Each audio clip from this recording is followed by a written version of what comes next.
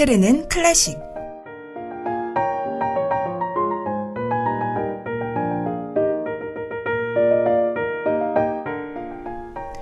매주 화요일 이 시간마다 클래식을 들려드리는 방송 흐르는 클래식입니다. 저는 요즘 들어서 함께 한다는 게 참 중요하다는 생각이 들더라고요. 특히 팀플이 많아지는 이 시기에 더 와닿는 얘기일 것 같습니다. 어떤 팀은 오직 한 사람이 모든 과제를 이끌어가기도 하죠. 구성원 중에 가장 능력이 있다고 믿어지는 그 사람 말입니다. 하지만 한 사람이 모두를 이끌어가면 당연히 넘어지기 마련이죠. 클래식도 그런 것 같습니다. 협주를 하거나 같이 무대를 진행할 때 지휘자처럼 전체를 이끌어주는 사람이 있다면 나머지 사람들은 페달을 잘 밟아줘야겠죠. 협심해서 함께 나아가야 한다는 겁니다. 오케스트라에서 지휘자의 역할은 너무나 중요하지만 한 연주자만 실수해도 전체가 흔들리니까요. 그럼 오늘은 협동이 필요한 순간, 바로 4개의 손이 필요한 그런 피아노 곡을 들어볼 텐데요. 혼자 연주하는 것보다 같이 연주할 때 얼마나 더 화려하고 멋진 화음을 낼 수 있는지 함께 감상하실게요. 그럼 지금 시작합니다. 흐르는 클래식.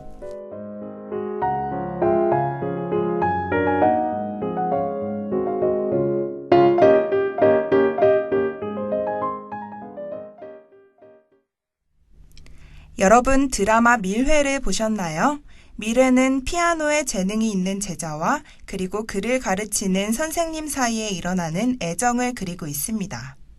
그 둘은 함께 피아노 듀엣곡을 연주하면서 서로 감정을 공유하고 또 가까워지게 되죠.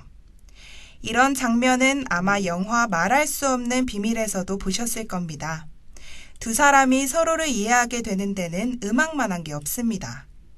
그럼 드라마 밀회에 나왔던 듀엣곡 슈베르트의 4개의 손을 위한 판타지아 듣고 오실게요.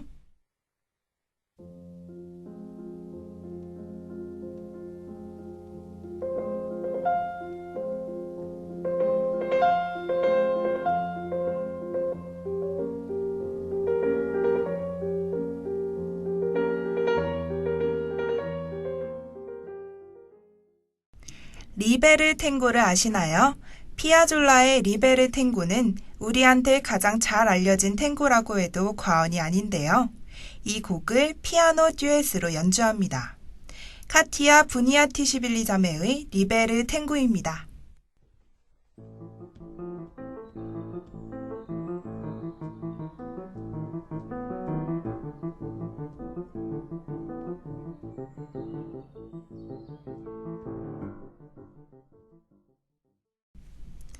여기 자유연애를 추구하는 판무파탈 집시 카르멘이 있습니다. 그녀에겐 돈 호세라는 군인 남자친구가 있죠. 하지만 호세에게 실증이 난 그녀는 유명한 투우사인 에스카미오를 사랑하게 됩니다. 이 오페라의 이름은 뭘까요?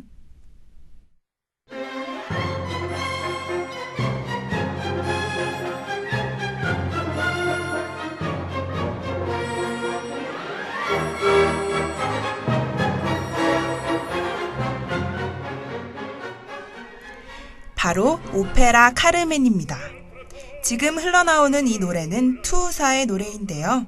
민요풍의 멜로디와 위풍당당한 전주는 한번 들으면 잊을 수 없는 중독성을 지니고 있습니다.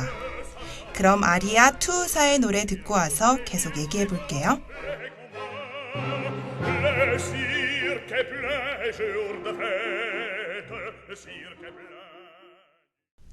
방금 들으신 투우사의 노래는 원래 이 노래의 첫 가사인 여러분의 건배에 삼가 잔을 돌려드리겠소가 제목이라고 합니다.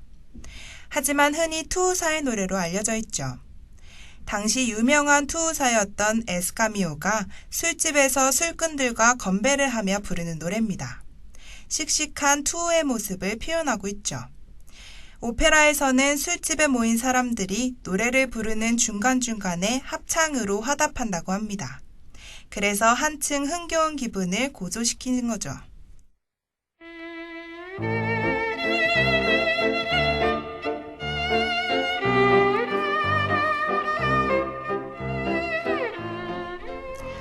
오페라 카르멘의 작곡가 조르주 비제는 37세가 채 안 되는 삶을 살았습니다. 그의 인생은 치열한 경쟁의 연속이었는데요. 그는 작곡가로서는 인정을 받고 있었지만 이탈리아 오페라가 유행하던 파리에서 인기 있는 오페라 작곡가는 되지 못했습니다. 더군다나 그 당시엔 새로운 시대를 위한 음악, 즉 여러 가지 시도를 하는 악극이 많이 생기는 바람에 비제가 경쟁해야 할 대상들이 너무 버거웠습니다.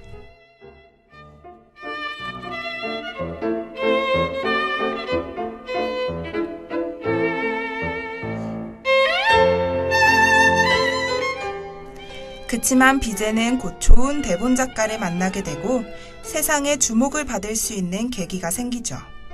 비제와 함께 작업한 베테랑 대본 작가는 오페라는 반드시 활기찬 대사와 유머가 있어야 한다고 생각했습니다. 그래서 소설이 원작인 이 카르멘의 내용을 재미있게 각색하기 시작했죠. 하지만 1875년에 초연된 이 카르멘은 많은 사람들로부터 맹비난을 받게 되는데요. 대본이 지나치게 과장적이고 비도덕적이라는 비난이 쏟아진 겁니다. 또 음악에 너무 많은 형식이 섞여 있어서 연주하기가 어렵고 일관성도 없다는 평가를 받습니다. 결국 이에 실망한 비제는 건강이 악화되기 시작했고 그해 세상을 떠납니다. 그런데 이러한 와중에 카르멘의 인기는 점점 높아져서 결국 48회 공연까지 이어지며 청중으로부터 격렬한 환호와 찬사를 받게 됐습니다. 그럼 이쯤에서 카르멘이 군인 호세를 유혹할 때 불렀던 하바네라 사랑은 들판의 작은 새 듣고 오실게요.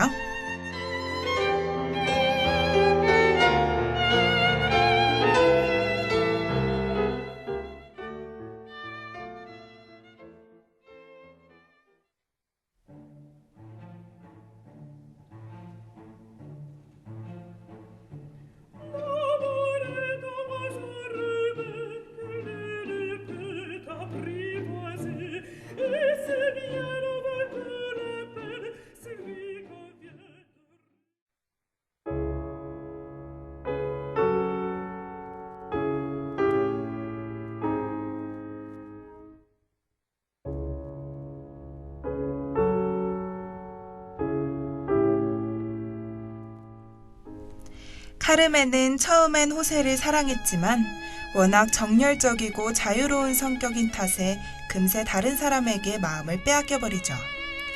호세는 이런 카르멘을 되돌리려고 노력하지만 그녀는 끝까지 호세의 말을 듣지 않습니다. 결국 참을 수 없게 된 호세는 그의 곁을 달아나려는 카르멘을 붙잡아 단도로 찔러 죽입니다.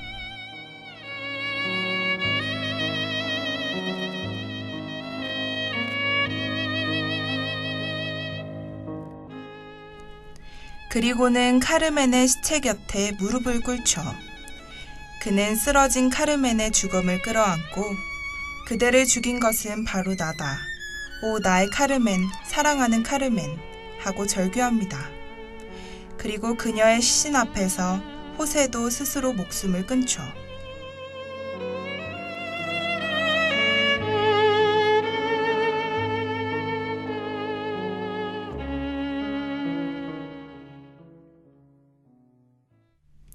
이어져서는 안 될 인연이었던 두 남녀의 비극적인 이야기 카르멘이었습니다. 그럼 오페라 카르멘의 도입부에서 극의 시작을 알리는 카르멘 서곡, 그리고 비극적 결말을 암시하는 사라사테 카르멘 환상곡 듣고 오실게요.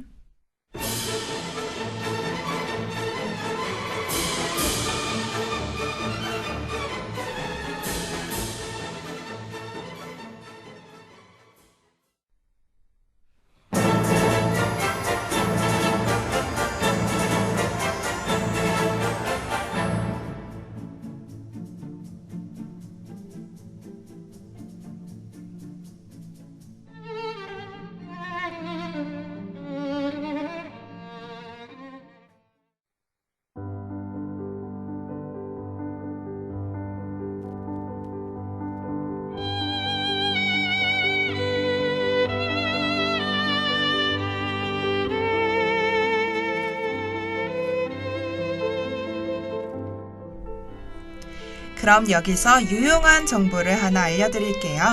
오페라를 감상하는 팁입니다. 오페라는 대사 대신에 음악으로 하는 연극이라고 볼 수 있죠.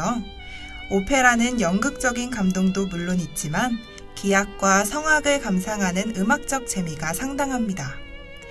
그 안에는 대사 부분을 담당하고 극의 전개를 도와주는 레지타티보와 중창 및 합창, 그리고 줄거리의 흐름보다는 독창 그 자체를 즐길 수 있는 아리아가 있습니다. 특히 아리아는 오페라의 백미라고도 할 수 있죠. 이런 다양한 음악을 즐기기 위해서는 먼저 공연장에 20분 일찍 가시는 것을 추천합니다. 공연이 시작하기 전에 오페라의 줄거리와 대본을 훑어보고 등장인물의 성격을 파악해 놓는 거죠. 그러면 줄거리를 쉽게 따라갈 수 있기 때문에 오페라를 더욱 재미있게 볼 수 있다고 합니다.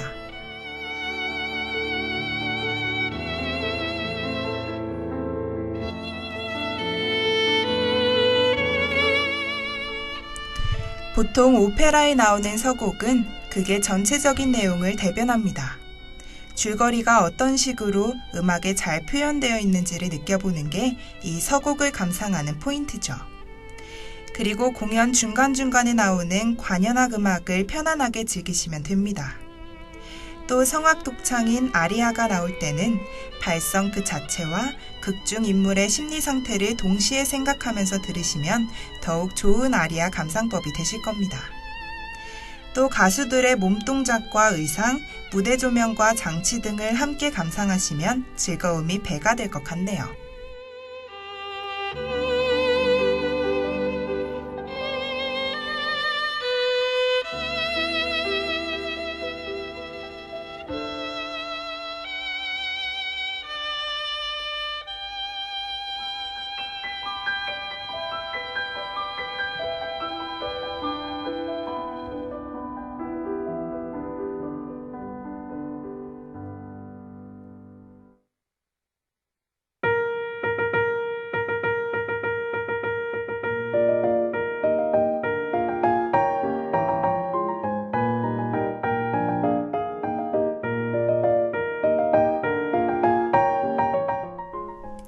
시대는 그 시대를 앞서가는 사람에게 그리 관대하지 않습니다. 마치 비제가 카르멘을 작곡했을 때 받았던 비난과 멸시처럼 말이죠. 그가 조금만 더 좌절하지 않고 떳떳하게 자신의 카르멘을 자랑스러워했다면 아마 생전에 누릴 수 있는 영광을 다 누리지 않았을까 하는 아쉬움이 남습니다.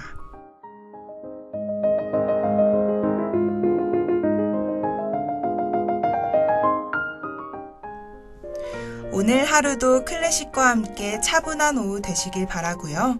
저는 다음 주에 다시 좋은 음악으로 찾아올게요. 흐르는 클래식이었습니다.